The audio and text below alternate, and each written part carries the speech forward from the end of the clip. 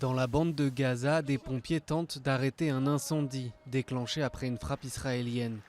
À quelques kilomètres en Israël, une roquette a touché une station-service, provoquant une énorme explosion. Un engrenage de violence qui, des deux côtés, pousse des civils à craindre pour leur vie. Les enfants sont terrifiés, nous avons des enfants à la maison et devoir tout le temps courir vers des abris n'est pas une solution. Il faut entrer une fois pour toutes et terminer le travail. Mercredi à Gaza, 20 Palestiniens sont morts dans des frappes israéliennes. Un chiffre qui inclut des femmes et des enfants, d'après les services d'urgence.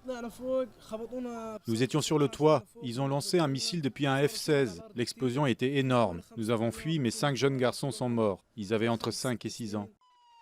Après une augmentation croissante des tensions, Israël a juré vouloir porter un coup fatal au Hamas. L'État hébreu a confirmé qu'une intervention terrestre est possible. Des tanks et de l'artillerie ont été massés près de la frontière avec Gaza. 33 000 réservistes ont déjà été mobilisés. Une intervention terrestre qui comporte de nombreux risques. Israël va prendre en compte la possibilité et même la probabilité que le Hamas ait non seulement renforcé sa capacité à lancer des missiles, mais aussi renforcé ses forces pour contrer une offensive terrestre.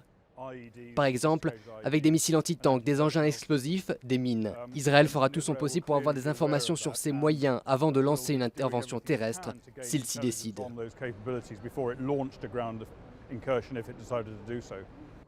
Une intervention terrestre ferait des victimes dans les deux camps. Au 6e jour de l'opération Frontière protectrice, Israël dénombre une dizaine de blessés, mais aucun mort. Côté palestinien, on compte 165 morts et plus de 1000 blessés. Nous assurons qu'il n'y aura pas d'apaisement. Pas d'apaisement avec l'occupant israélien qui a commencé la guerre et l'agression. Payera le prix de cette guerre et cette agression par la peur, la mort et la destruction, apportée par les roquettes des brigades Al-Qassam.